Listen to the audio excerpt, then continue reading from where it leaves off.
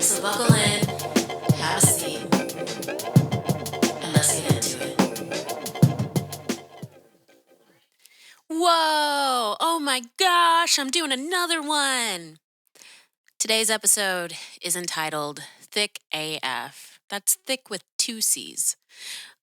Basically, this episode is about all the people that I find to be insanely hot and why. It's also going to include stories of how I took an L in front of some of the hottest people I've ever met in my life. And to that point, um, me kind of talking about some of the hottest people I've met in my entire life. Um, so, yeah, let's hop right in. Every now and again, I have a required reading list or maybe a required listening list. And so for today's episode, I've got some songs for you to listen to and really just like get some ear porn going. The first is Under Control by the Internet. And one of the reasons why I really love this song is really like Sid, the lead singer, her mellow vocal over it is just somehow it's a perfect juxtaposition of like mellow vocals while being totally confident and under control. And like I was seduced when I heard it, and when I saw them do it live, still seduced at that point. And yeah, it's glorious, and the instrumental behind it is also just as glorious as Sid's vocal. So check that one out. Another song is Where Did I Go by Georgia Smith. And that song is technically a breakup song. But I think like breakups can be sexy sometimes. They're definitely sad and sometimes traumatizing, but like in general, they can be kind of sexy. And there's something about it's like if you listen to the words, she's very um in a daze. Like the breakup happened and it's the moment where she realized, yeah, this breakup needed to happen and needs to happen, and like how did I lose myself within it, and a little bit of like a reminiscing moment of when you did lose yourself in that relationship, at least in my opinion. That's how I feel about it. So yeah, check that one out. Dirty Paws by Of Monsters and Men is another one. It kind of taps into that primal thing that we all have. And sometimes you get a connection with somebody that feels a little bit more earthy, more primal. And it's not necessarily something that you can explain in tangible words, but like not only to other people but to each other. Like if you sat down in front of one another and um, tried to explain to the other person why you're so attracted, there are some of those relationships where you just can't explain it. It's just primal. Maybe it's a pheromone. I don't know. But that one's kind of like a fun, playfully, whimsically sexy song, in my opinion. Then you've got Sex and Candy, which is definitely throwback to the 90s. And that song smells like sex and candy. And like they did a great job. So check that one out too. Then you've got Retrograde by James Blake. Um, that song is masterfully produced and crafted and written. Um, I, I'm going to be honest with you. I have not sat and analyzed the words of the song, but the general feeling that I get from the song has always kind of been rooted in like a passionate place that builds over time. Like the song starts with not a lot of instrumentation, and then all of a sudden you're in it. You're in the thick of it out of nowhere until it's gone again. And isn't that what love is like sometimes? Especially the passionate kind. Um, and then you've got Bad Habits, and that one's by Maxwell. And for some of you who have your dip on the side, first of all, shame on you. Unless you're in an open relationship and you're poly and that like everybody involved is aware, okay with it and consenting, by all means do it. But if not and you're like cheating on someone, shame on you. Not cool. Grow a pair and break up with somebody. Break up with all of them. I don't know, or at the very least, let everybody know that there's more people involved than just you. Okay? But that being said, Maxwell painted a really cool picture Really intriguing picture that tells the tale of two people who are both cheating on a significant other. And um, they know it's a bad habit, and part of the thrill that they're getting from it is the fact that they could get caught at any time.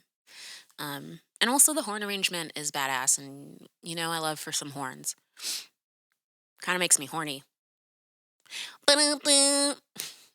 Um, 2 plus 2 equals 5 by Radiohead. Again, it's another thing where I have not analyzed the lyrics. And if you've listened to much Radiohead, you know that Tom York, gotta love him, homie doesn't enunciate all that well.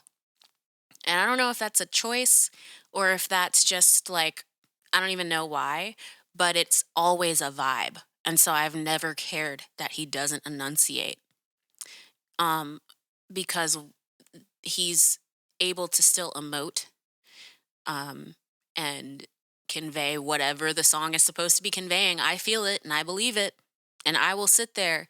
I saw them at a festival one time. It was super cool. Also, side note, when I saw them, I was thoroughly upset at the younger people there who were like, why is Radiohead playing? When was their last hit? Why are they a headliner?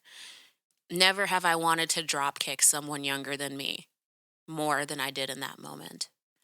But anyway, go listen to 2 plus 2 equals 5.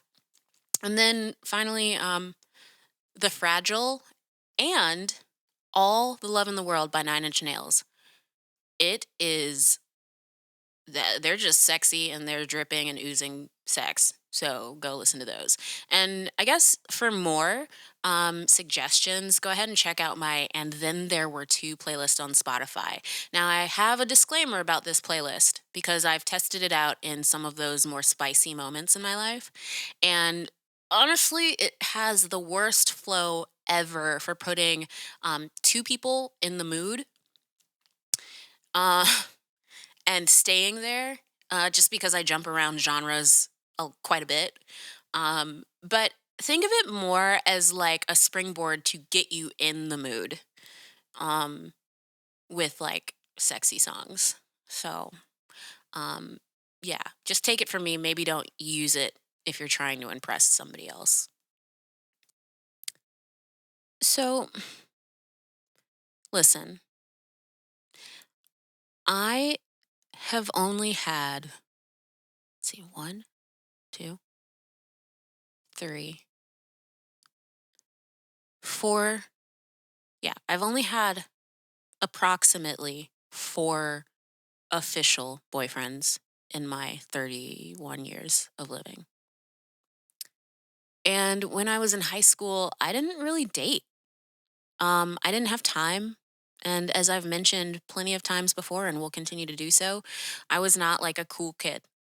Like I was a cool kid, like all the adults I knew loved hanging out with me, right? But like I wasn't like a cool kid that all the kids wanted to hang out with. I just wasn't. And so because of that, I wasn't necessarily someone that was always being pursued. Now, I had plenty of crushes, and most of them were people in my like band camp or in band class. Um and um I think I think when you have those kinds of crushes with people that you work with, but it's unrequited and you're also still so unsure of yourself so you're not willing to ever like tell them or do anything about it, and you have yet to truly be pursued by a mutual interest, you sometimes just kind of keep your mouth shut and just write about it. And that's exactly what I did. And so um I had a notebook. I'm specifically thinking of senior year. There are plenty of times before that that were embarrassing, but this is probably the most embarrassing moment I had. Um, I had a notebook where I wrote a list because we know I like making lists. And I wrote a list of all the guys I thought were hot and why. Like somebody I thought had a very sexy neck. And I'm going to be honest with you, to this day, I think it's the trapezius muscle or whatever. I still like look for that in another person. I don't know what it is about that band of muscle, but my goodness. Mm. And so I was like, "Oh, sexy neck blah blah blah." I don't want to say their name because like if this blows up and they find it, like I don't know, shame on them for ignoring me. Anyway, so kidding. Um but yeah, basically just had like descriptors before these people's names and then I ranked them. And then the subsequent pages talked about, like, oh my gosh, I just really wish I could date so and so. And here's why. Oh my gosh, I love this person because of this and that. Like, just like pouring my little heart out on the pages of this green spiral bound 80-page notebook. And one day I went in my locker and realized it wasn't there. Now, granted, in high school, by senior year, my locker was located directly in the band hallway. And by senior year, I most of my classes were band. Like first period, first of all, I a lot of times got to school before the first bell, which meant that I was showing up around 6:30 because I was either at chamber choir or chamber orchestra. And then first period was beginner band because I was learning my double instruments, so clarinet and flute. And so I was in both beginner bands on my doubling instruments. And then concert band was third period. Fourth period was um, choir. Then there was lunch. Fifth period was English because they required you did that no matter what. And like sixth period with math was math. And then seventh period was like another band. And then I was like the teacher's aide for orchestra or something. But I really just like spent time practicing. Again, when I tell you I was a band nerd and had no time, literally no time for boys. I'm not kidding. Because imagine I'm in all of these ensembles, which means every single ensemble had at least 12 songs worth of material that I had to learn, whether it was vocally on clarinet, flute, or saxophones.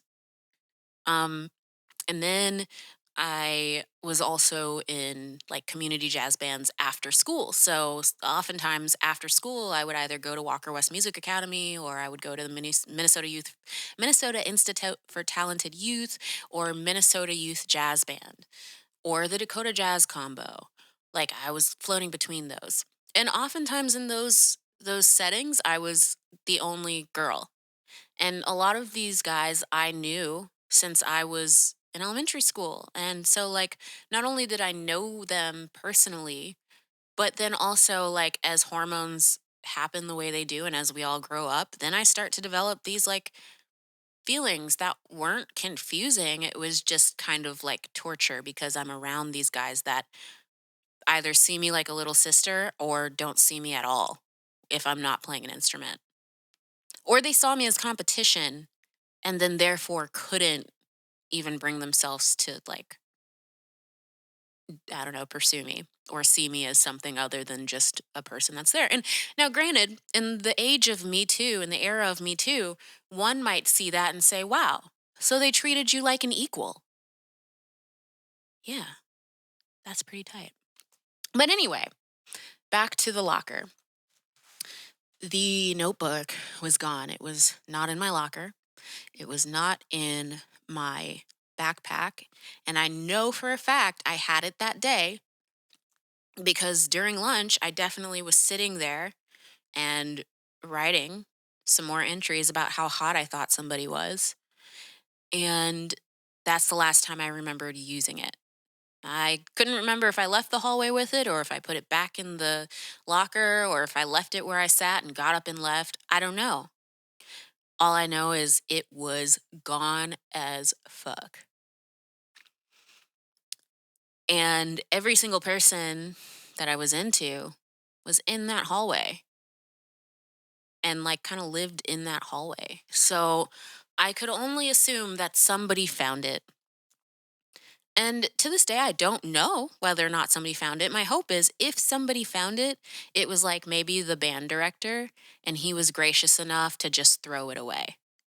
Because, like, think about this. If you're the band teacher and you find this notebook of this girl who, like, is just hopelessly attracted to a ton of people that if they saw it would be so brutally mean too. Like, what do you do? Because that's awkward too. And I'm sure you look at it and you're like, oh my God, this is so cringe. So cringe. Do you give it back to the student? Do you slip it in the locker? Do you leave it where you found it? Because if you leave it where you found it, some mean kid is definitely going to find it and probably bully the shit out of you or bully the shit out of whoever it belonged to. If you put it back in the locker, then I might have found out that, like, okay, I left it where I shouldn't have. And the only person who has access to my locker is my teacher. And they found it. Oh, God, now I'm mortified that this teacher knows my hit list of people I find attractive. Or or do you just you keep it and you throw it away so nobody ever finds it? And I think option C is the best move, the most protective move. So that's where I'm at with that one. Like, I hope that that's what happened. I hope that the guys that I pined over, um, they, like, never saw it. I hope. But to that point, I've been an avid journaler since I was in probably fourth grade and have most of those journals now. And one of the hilarious things is that I looked back at all the guys that I pined over, some of the big ones, most of the big ones that I pined over from fourth grade all the way through high school.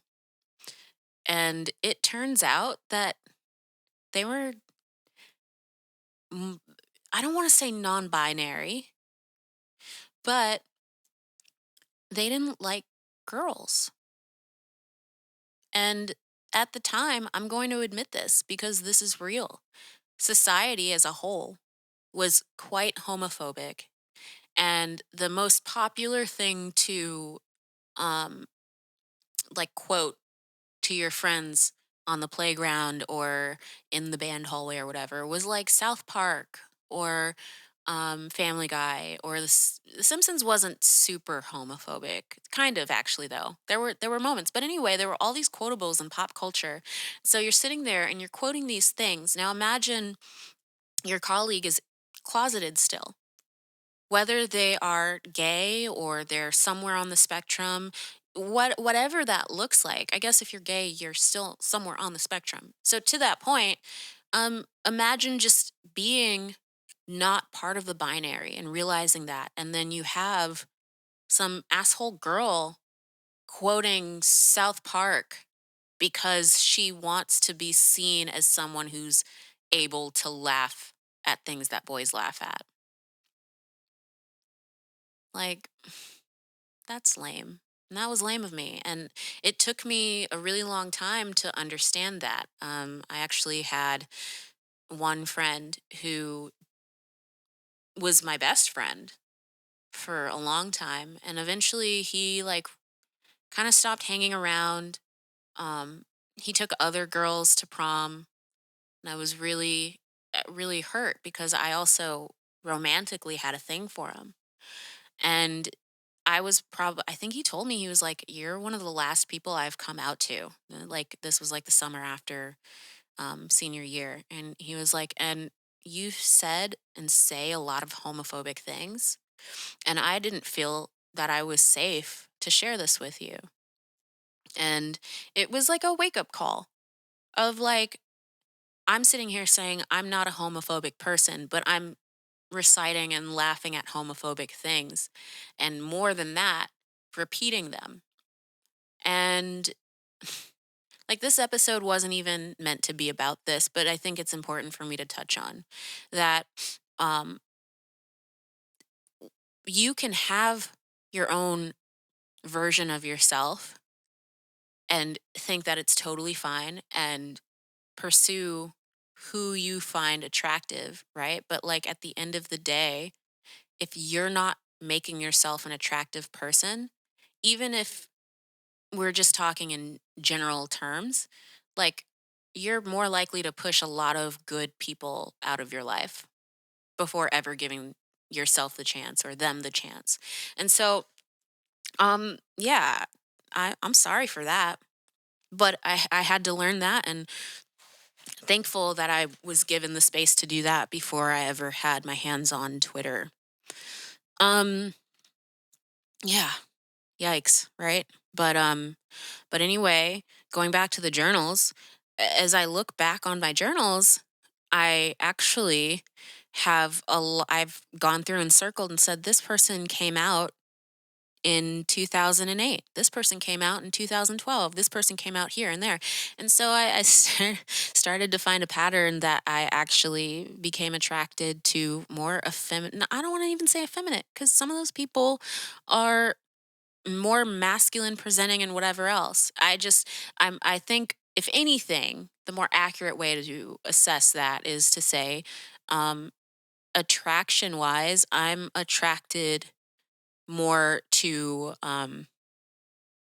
the people who do not necessarily ascribe to any kind of masculine, feminine, whatever. And maybe some of those folks are the most perfect juxtaposition of the binary to where maybe we're going to go out and lift weights together and then go home and watch cycles of America's Next Top Model. And I had one of my favorite boyfriends who I'm still really, really good friends with today is that very person where like we would go do quote traditionally masculine things together and then come home and both be so excited to eat a slice of cheesecake and watch America's Next Top Model on the couch for the rest of the night and like talk about who we thought should go home and whatever. And like that was just normal. And as I get older, I'm realizing I actually really enjoy that. I enjoy someone who is so comfortable in who they are. You're not thinking, "Oh wow, that was a really masculine thing to do," or "That was a really feminine thing to do." That leaves the conversation, and it's more about, "Do you like cool shit? Because I like cool shit. Do you want to do cool shit together?" Tight, and that is the most attractive.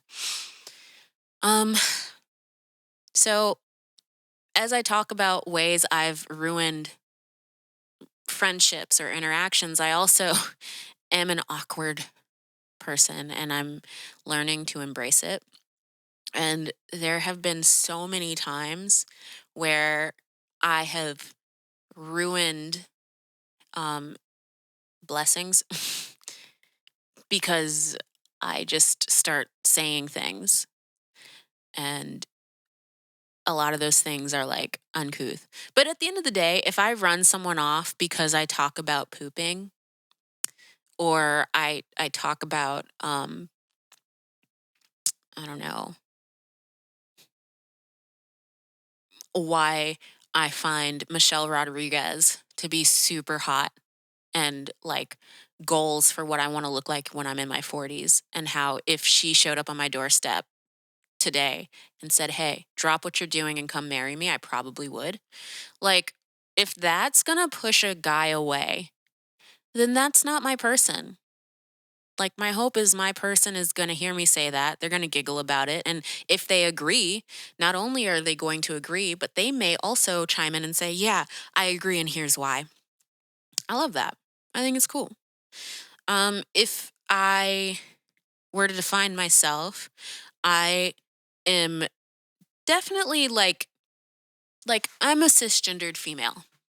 And I sometimes as we get in a more inclusive world with more inclusive language, I don't want to pose as someone who is like further on the spectrum of one thing versus the other, or like further into the middle of the spectrum than on a binary.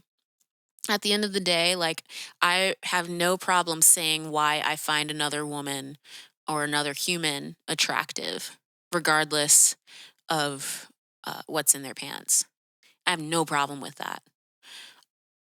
Realistically speaking, for myself, um, like I've never experimented with other women. I don't really desire to. However, I find other women attractive, and I think that that's cool. But at the end of the day, when it comes to like my relationships and things like that, I am just drawn towards cis men. And man, cis men are the ghetto. I'm sorry. Like, but also relationships are the ghetto. At least most relationships are the ghetto until they're not. And I'm really hoping that as I go on my journey, I get out of relationship ghetto. You know, Nika Costa has a song called A to Z. Or no, I'm sorry, it's Till I Get to You. And basically, she goes through the alphabet and she's like, my lover A was absolutely all right. But my lover B was bumping my tunes in his ride. 'Cause my lover C caught me in the cookie jar. My lover D was too delicious to deny. And so she goes through and she's like got a story for every relationship or interaction she's had based on the alphabet. And I just think that song is so genius because it's kind of true. Like, you're attracted to a lot of different types of people the longer you kind of float through life without being committed, so to speak. You learn as you get older, like hopefully anyway, you don't really have a type. At least for me, I'm learning I don't really have a type. Most of my guys don't look the same at all. But what is common is that they are a lot of times they're in business for themselves. Um, they are also a creative in some aspect. Um, for the most part, they don't have like a normal 9 to 5, but they are able to make their own living and do all the things that they want to do. And they they do care about their physical health. And I'm not saying they're all ripped, although there was one guy who's anyway, they're not all ripped or whatever, but like they pay attention to their health and they want to do better. They want to improve on that. And I do find that to be an important quality. Because, like, if I'm going to marry you and we're going to be like together forever, I do think the only way we can be together forever is if neither of us um, are like unaware of our personal health and stuff. And I already have a, a disease. I've got Crohn's disease. So I have to pay attention to my health all the time. And clock's ticking, and it's going to be harder for me to do the older I get if I don't pay attention to it now. And so I hope that the person I'm with is paying attention to their health as well. Because again, the older you get, the harder it is to maintain. So, there's that. Um, but yeah, I've just like I get word salad when I meet someone hot. And Nashville has not helped me out with this at all because in Nashville, sometimes you get in the habit of spewing all of your accomplishments like a resume to prove that, I'm self employed or I'm fun employed as I have coined it. But like for the purpose of this discussion, it's like you're talking to somebody new and you're like, yeah, I'm self employed. And then you tell them you're a musician. And then you go through the whole rigmarole of proving that you're not just like screwing around all day until the phone rings, that you're actually making things happen for yourself and you're like, you know, maintaining your finances and growing things and doing all that, especially if the person you're speaking to is not a musician or a creative individual. Because I have dated people who they were physically hot. I didn't like date to the point where I'm like, oh, that person's my boyfriend, but dated for a while, courted for a while. And I had one guy who was so, um, I guess nosy is probably the best way I can put it. This person was nosy. And so if I came to their house and was like, "Oh, hey, yeah, so I got this opportunity to record with this band," or "Hey, I'm gonna go on the road with this band," or whatever. His first question was like, "But are you stacking paper though?" And at that time, especially, that's not what it was about. I mean, it's still not about that, but sometimes to get the opportunities that you grow with as a freelance musician, some of those opportunities are unpaid or they pay just enough. You're not stacking anyone's paper. Still not. Mm. But yeah, you've got those people, and then you've got other people who I had one guy who he was an entrepreneur in his own way and owned um I don't even want to say what because that'll make it pretty obvious, but he's a business owner in town, and he and I started seeing each other for a little bit of time. And his first question to me when I told him that I did music full time was, "So, like, do you think if you practice enough and get good enough, you'll be able to play for the symphony?" And I, that question was so loaded because I'm just sitting there like, "Ooh, you don't understand what I do. You don't understand what it means to be a freelance musician, nor do you know that the ceiling is not just I'm going to play in a symphony orchestra in a city, and that's the only way I'm going to be able to make a living wage." Mm. And so when I kind of would explain, like, no, no, you can make money recording pop music, rock music, country music, R&B, like literally whatever there is, you can make money doing that just from recording. And then there's the whole live performance side of things where you can also make a lot of money if you do the work. Um, he just didn't get it. And so that was a turnoff. And which I need to save some of that because coming up, I'm going to talk about my turn ons, my turn offs, give you some lists on things that attract me to somebody, etc. But um, yeah, and so yeah, for me the idea of who's hot and who's not, it's ever evolving.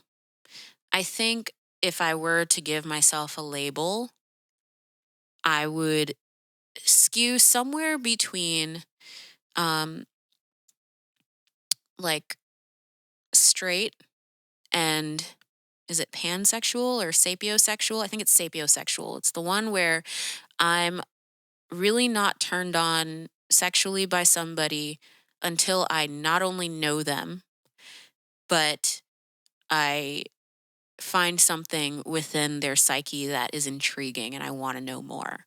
Then all of a sudden I start to get attached and like turned on. Um yeah. So let's move on to the lists, shall we? I touched on some of these a moment ago, but I'm going to give you a few of my lists of things as it relates to hot people. Let's start with some of the top beautiful humans in no particular order that I find to be so beautiful and why I may or may not be obsessed. Most of them are famous. Actually, I think I'm going to say all of these people are incredibly famous. The first is Chris Evans, Captain America, the Human Torch. Take a moment, think about him, visualize him. Mm. He's been my pretend husband for a good decade at this point, and he's just aging so well. And also with the popularity of Twitter, he's it's really cool seeing what he aligns his account with. And now look, I'm aware that like most famous people who have social media, have a Twitter, have a Facebook, Instagram, whatever, are probably not even running their accounts. But I like to think he at least is approving what his accounts attach him to. And it just feels like he's woke. It feels like he pays attention to things bigger than himself and is not afraid to speak on things that are not only bigger than himself, but have nothing to do with him. He seems like someone who is an advocate for other people and knows when not to give his opinion. I can't tell you how many insanely hot people ruin their hotness because they don't know when we don't need to hear what their thought. This sounds so bad, but we don't need to know everything. There are some people who, like, some horrible thing happens and it has nothing to do with them, and then they give their hot take, and then you end up finding out that they're like anti-Semitic. They are pro victim blaming and shaming, and uh just like horrible people in general. And it's like, man, do you realize, first of all, this had absolutely nothing to do with you, and had you just like kept your mouth shut, like, we wouldn't have to flame you. I don't know. It just seems like he knows when to speak and he knows when to listen. And if he were not famous, but just a normal individual, that would be a quality that I would praise him for. Like, if I met him IRL, I would truly be like, dude, like, you're like above average good looking for normal people like you and I, if he were normal. And what's beautiful is that you pay attention to what's going on in the world, and you also are listening to the other people in this world who don't have the same privilege that you do. And beyond that, you use your privilege to give other people voices or to bring attention to other people's platforms. And I am so turned on by that. Also, he really does have America's ass. Mm.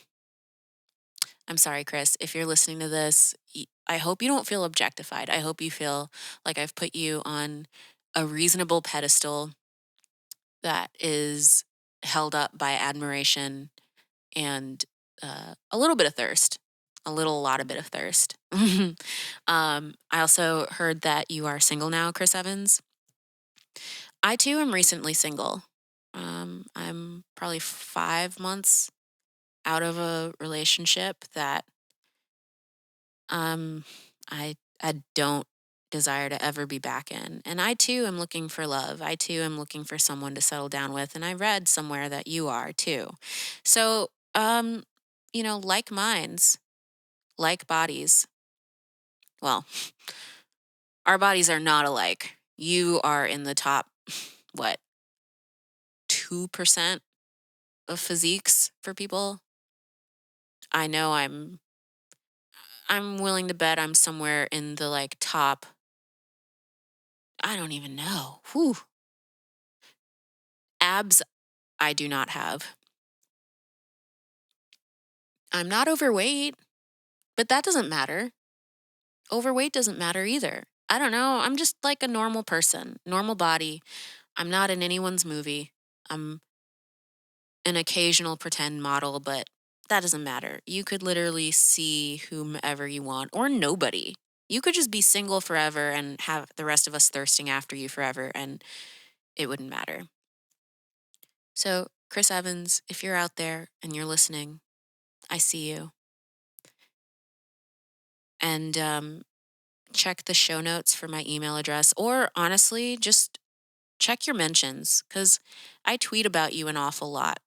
I tweet about how into you I am, and you are more than welcome to slide into my DMs and let's just chat about it.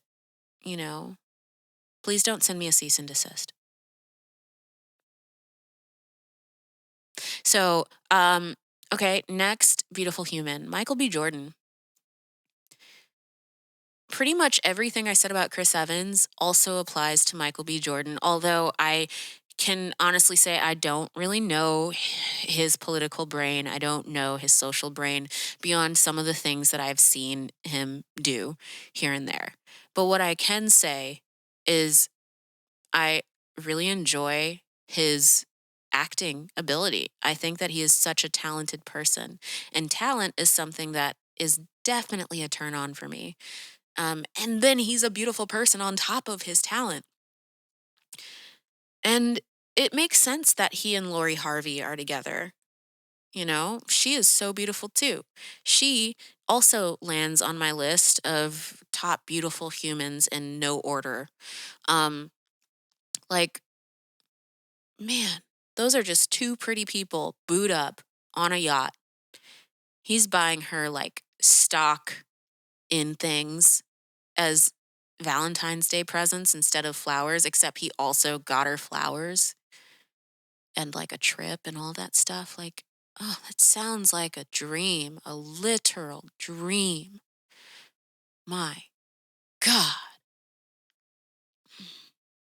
Take a second and just like imagine yourself in her shoes. Hell, imagine yourself in his shoes. Mm. Um, I think for a minute, I honestly just had a thing for every Avenger, except for Scarlett Johansson. Because, like, I don't have beef with her, but I've heard her say some things that are Karen adjacent, and that's a turnoff for me. I can recognize that she is a beautiful human, however. Can recognize that, like, if I'm looking at beauty as I see it, yeah, she's hot, duh. But like, I'm not attracted to her. Um, and also like, truth be told, I'm probably like a little jealous that she gets to hang out with every single guy I've ever had a crush on in my entire life that's famous. They hung out for years, and I didn't. And I'm just like, why not me? Don't answer that. Um, so yeah, so we've got those folks. Maxwell. He is like the archetype of the perfect gentleman. He sings, he croons in such a way that like is also androgynous. Like if you listen to a woman's work, up until I was like 19 or 20, I actually didn't know I didn't really know who Maxwell was. Like I knew who Maxwell was, but I didn't know he was the singer and wrote a woman's work. And so when you hear that song, um uh, his falsetto is just so clear and beautiful, and I always thought it was a woman's voice. I didn't know. And then I found out, and then I was more attracted to him because he was able to confuse my ears for a second, but then turn my ears on immensely. And it's like, he has like spent his life protecting his voice in such a way that it's golden forever. Um, Another person like that for me is Robin Thicke pre-divorce to Paula Patton.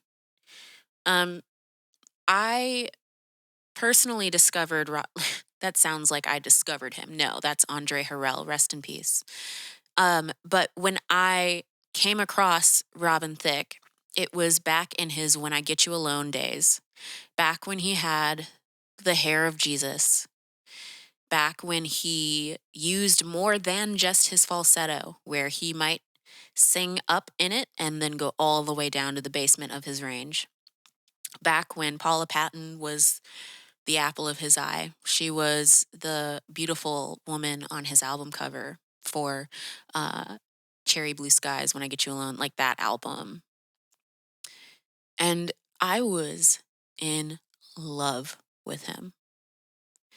He, first of all, just from artist to artist, even post Paula Patton divorce, and I know like that's not my relationship, and the relationship he's currently in, that's not my relationship either. So as much as I can semi-jokingly be like, "Oh my god, I saw it for him until he cheated on her and now I'm on team Paula." It's not really even being team Paula. It's more just like I've been through my own share of being cheated on or being lied to and had my heart broken.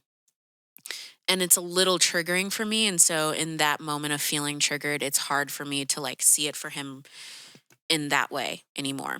But anyway, artist to artist, Robin Thicke is someone that his general artistry, especially when he first came on the scene, really did it for me because he did everything from take a sample of Fifth of Beethoven, like that disco track that took Beethoven's Fifth and made it a bop, and then he put lyrics to it and then made it another bop. He did that and he like explored like Latin sounds and he explored like straight ahead R&B and straight ahead rock and all of this stuff and he put it all on one album and somehow made it cohesive and it was beautifully and masterfully produced and performed. And that was such a turn on for me because every single track, even to this day, um, I can listen to that album from track one to the very end without skipping any songs or putting it on shuffle, and um, and just go on a ride and hear something new that I didn't hear before. And that's a beautiful thing. And so for that, I say, Robin Thicke, thank you for giving me that. Yes, it tugged on my hormonal uh, preteen and teen heartstrings, but I think just as an artist, I look at that and say, I'm still in love with you. I'm so in love with you and the artistry that you choose to do. And I just encourage you to chase that again. Like the gentleman thing where you're singing at a piano 100% of the time or like 90% of the time and you're crooning. Like, yeah, that obviously drops all the panties. Putting Lil Wayne on your track drops even more panties. I understand that. And I am not going to fault you for doing that. But my wish for you is that maybe you go back to those roots of exploring what makes you excited about music and do another album. Because that's what that first one felt like. It was like a musical sapiosexual experience of what makes you excited, Robin Thicke, about music. And that, and those things obviously turned you on. And I felt it, and that was so authentic. And it turned me on, and it still turns me on to this day. So I love you for that. Um, whom else? Uh, you know, I'm lately I've had a thing for Dave Bautista. Dave Bautista is somebody who has chosen some really fun roles for himself. I think that a lot of people sleep on the actors and actresses. Well, I'll touch on that in a second, but people sleep on the actors that come out of the WWE world. And more of them should be in these superhero comic book movies. And I think it's because if you can get through the training of like training your body to be in such peak physical condition that you can do all of your own stunts or a lot of your own stunts and you know how to do that, there's a little bit less of a learning curve because you're not also sitting there having to like, okay, like an actor who happens to be like able to get in peak physical condition, it's they're not necessarily a trained athlete first. So they have another uphill battle of sitting there being like, all right, I got to train. I got to get into the best shape of the top 1%'s life. And then I have to learn how to do stunts and then I have to act on top of that. If you're coming from the world of WWE, you're already learning how to act and play a character. You're having to do that all while being extremely physical and doing stunts and whatever. And you're having to maintain top physical condition.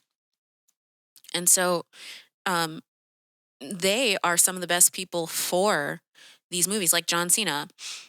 He's another one. I thought he did a really great job in Fast Nine, and he comes from the WWE world, and his star has risen so much.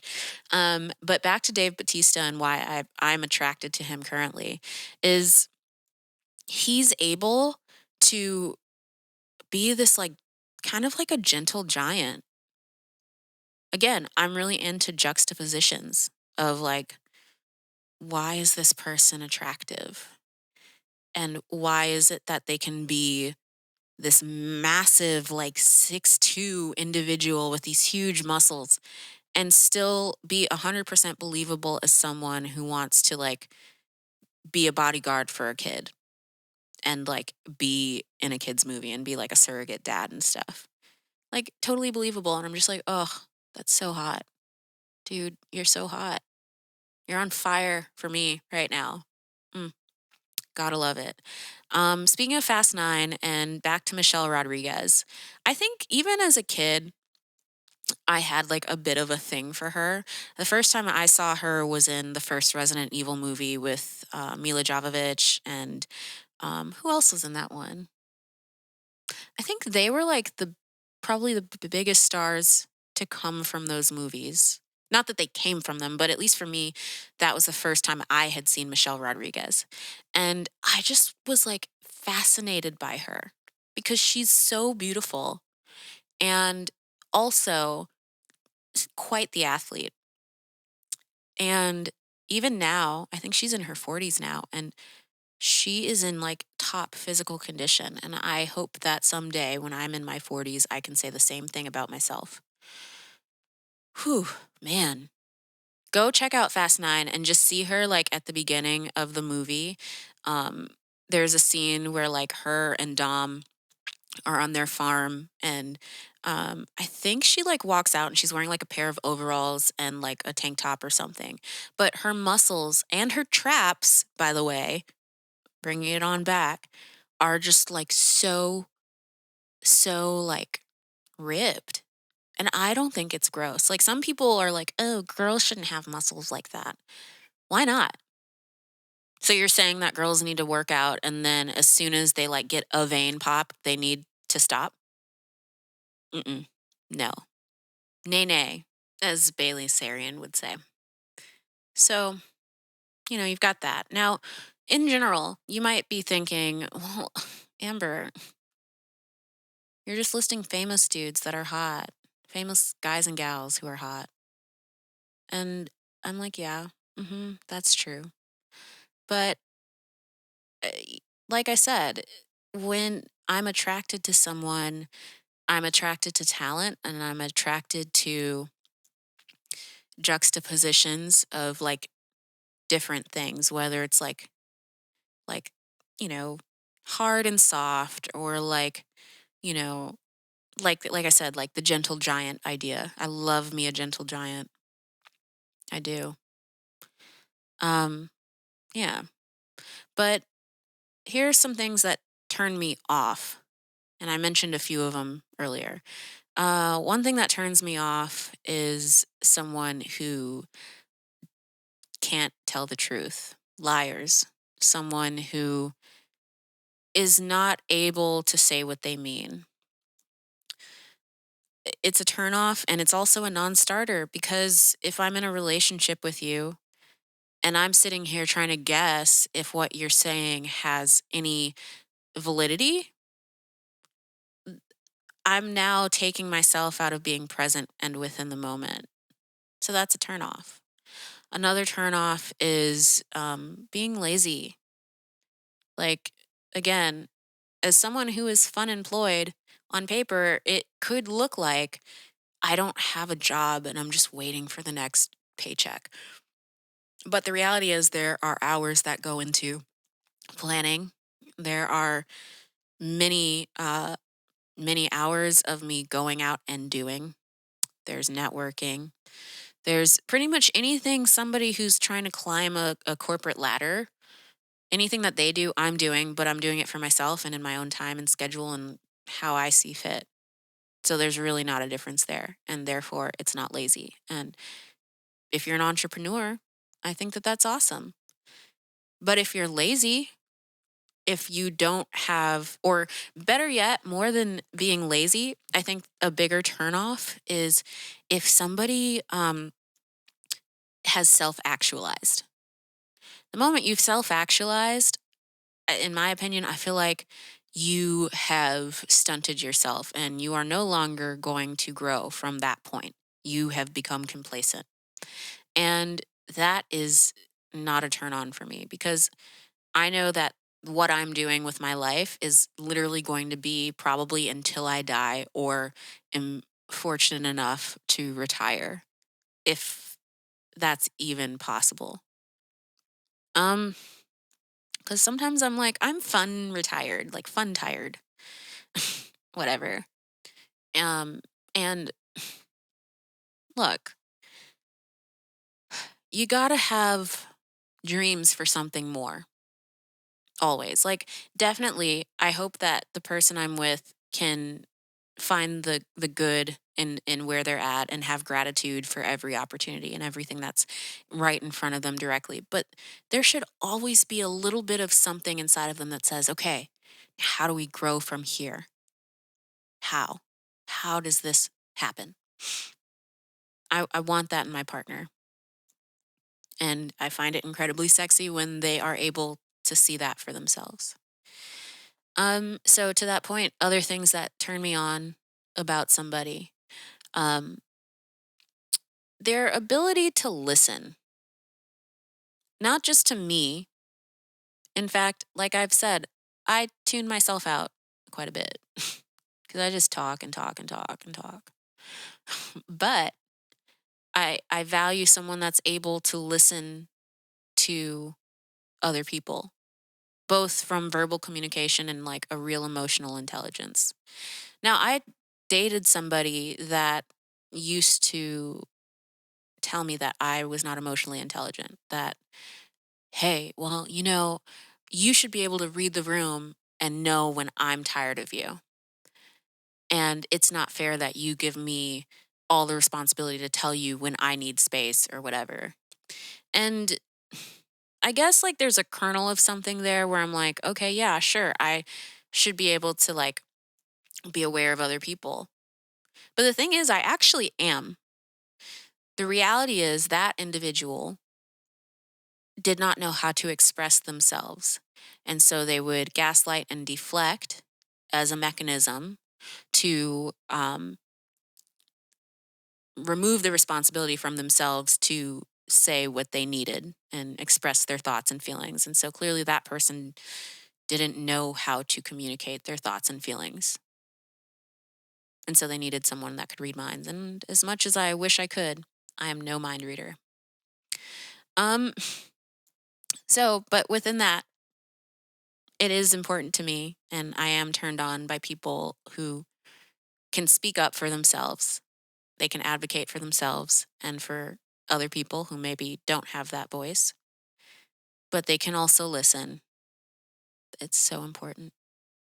Um I like I've said, I really want somebody that is at least aware of their physical health. They don't have to be an Adonis, but they do need to be aware of, hey, I need to be able to like exercise or do this or like eat well or cook for myself well. I need that because I need someone to help me stay motivated to do it for myself, if I'm being honest.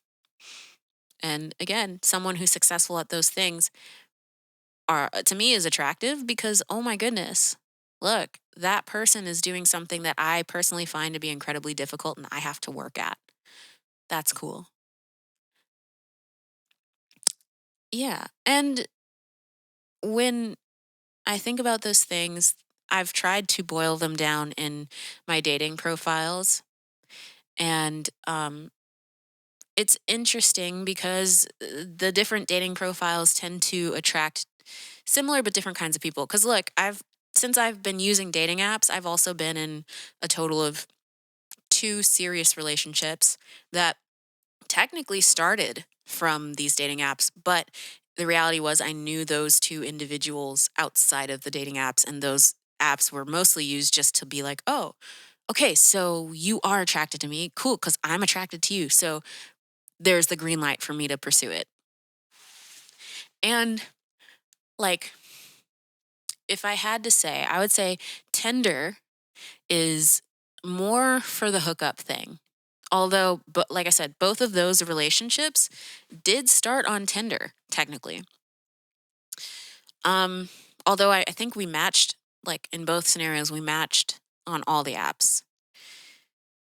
But then those relationships didn't work out. I get on an app and like pretty much all the same people that I saw when I was on it like months before were still on it. Or they'd pop up maybe a couple weeks later. So like, are they really successful? I don't know. But yeah, Tinder is definitely like more for hookups. Okay, Cupid, if I'm being honest, is just a complete wasteland. Don't do it. Don't. If you value your sexual health, if you value your time, just don't even mess with OK Cupid. It's so gross.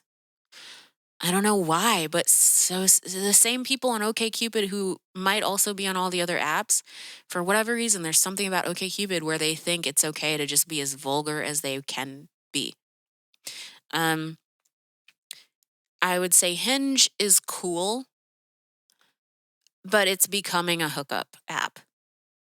I know other people who have gone on Hinge and have had success and are like engaged to the person that they met on Hinge within like a year or two of meeting them there. So like it works for some people, but I have yet to have it work. I've met attractive people on there, but I'm really not looking for hookups anymore. I'm looking for love, Chris Evans. I'm looking for love, Chris Evans. Um and so yeah, Hinge, it's fine. I would say if you're gonna start somewhere, start with Hinge. Raya is racist. Um, Actually, kind of all the apps are racist, and I've attracted more people who fetish size. That one's a really hard one for me to say. Fetish size, yeah, whatever. Me and me and all of my brown skin glory as something to be consumed and commodified, but not actually loved. And it feels degrading, and I really don't like it. Um, and yeah, so they're all pretty racist in that way.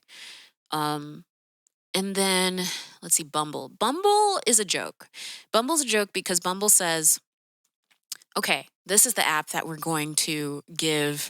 um, we're going to give the women or the people who identify as female within the app the power.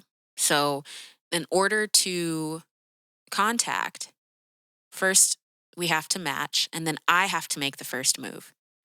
Except the problem then comes with okay, I make the first move, and then that other person has 24 hours for me to decide, or that person has 24 hours to decide whether or not they want to respond to me. And if they don't, then they still disappear. So, what a lot of guys do is that they'll get on Bumble. Well, they'll do it on all the apps, but especially on Bumble, they'll just swipe left on everybody without actually having the intent to speak with the person that they swiped. Sorry, not left, swipe right. I'll tell you why this is getting a little confusing for me in a second.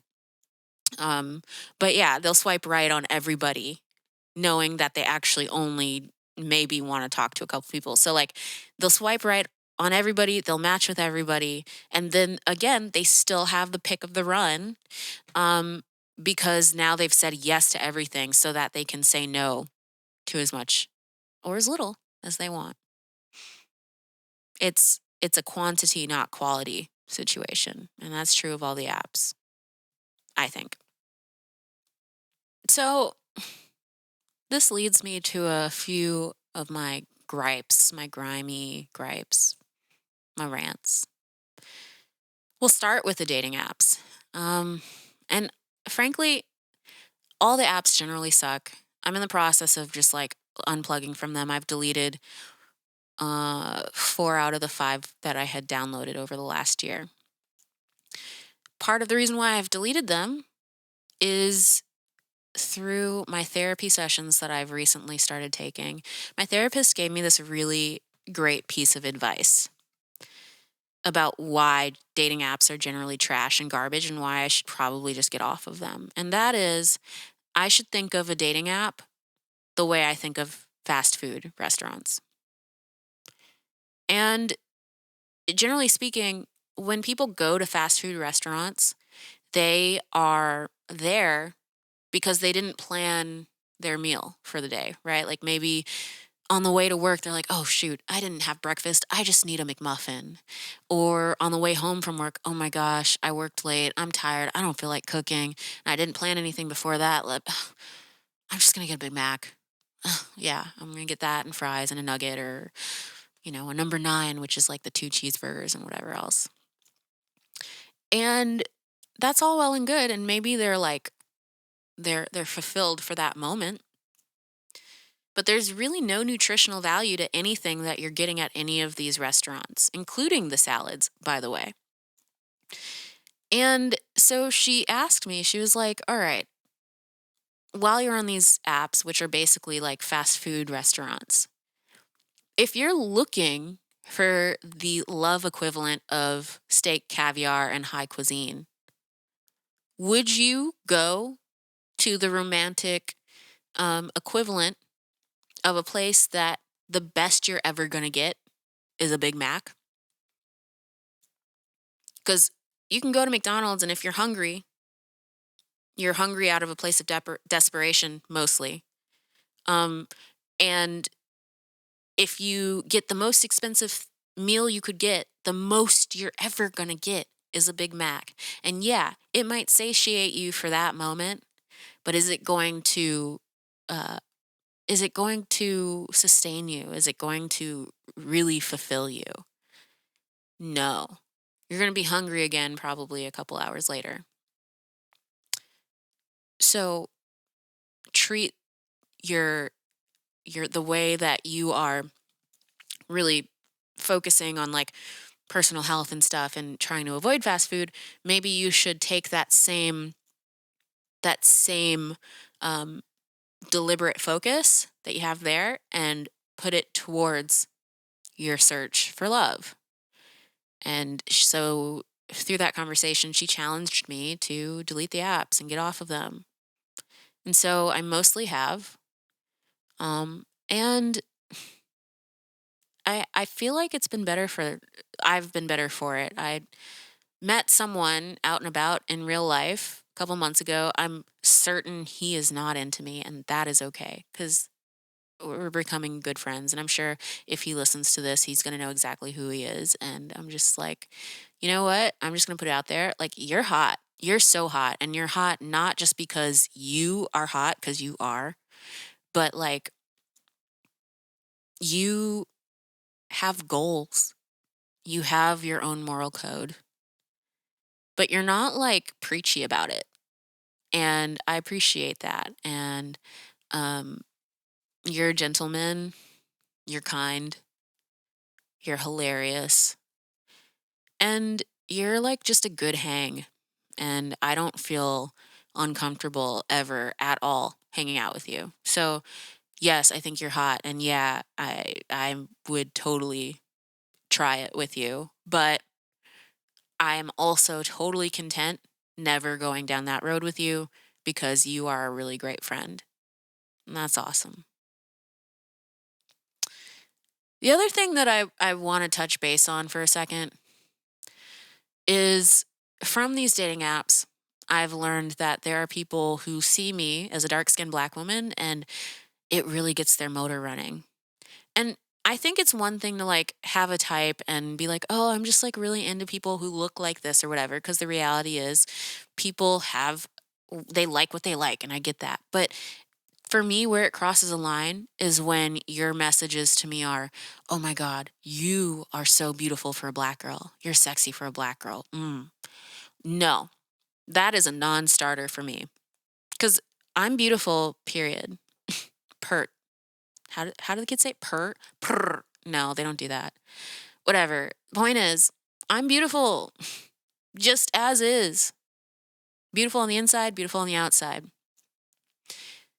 And like, if you are going to boil down my beauty by saying, hey, I generally only ascribe to Western standards of beauty, but even within that, despite your blackness, I find you attractive now. And I want to tell you this so that you feel valid.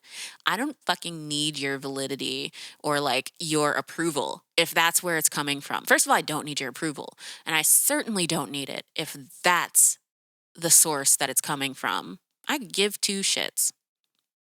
And also, this ain't happening. You and I. We're probably never speaking again after this moment.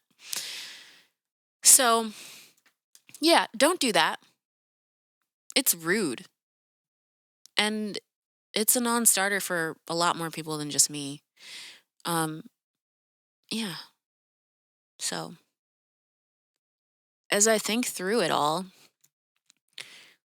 I I really just have to like breathe because on top of the effects of just like being a black woman in America and basically being the most shat on group in this country and really kind of around the world, if you're really thinking about it in historical contexts, there's a lot that I already have to like overcome in terms of like from a psychological standpoint and how to like deal and cope with that.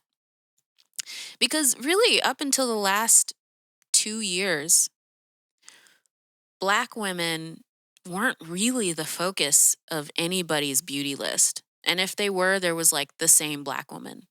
And they were just dark enough to be obviously Black, but their nose was a little bit thin, their lips a little bit thin, and their hair just kinky enough, but not too kinky.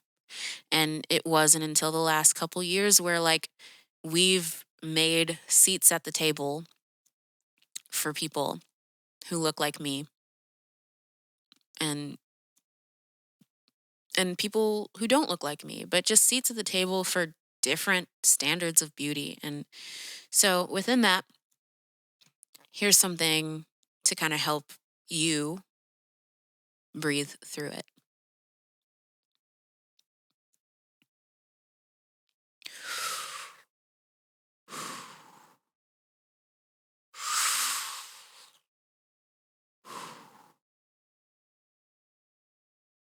Not everyone will understand my type of beauty.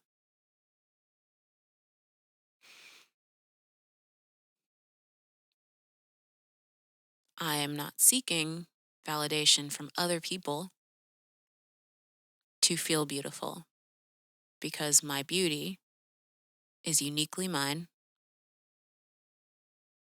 and it is valid. And it's valid because it exists. And just off of that nature alone, my beauty is real.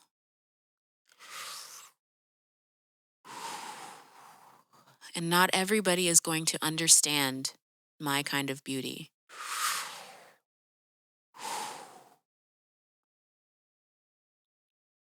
They may bastardize what that is. They may try and contextualize what I am. They will do it to a standard that is impossible for me to meet. And understand that it's impossible for them to get it. So stop trying to get them to get it and just live.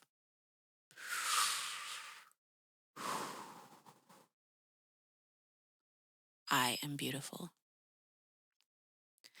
So here we are. We're at the end.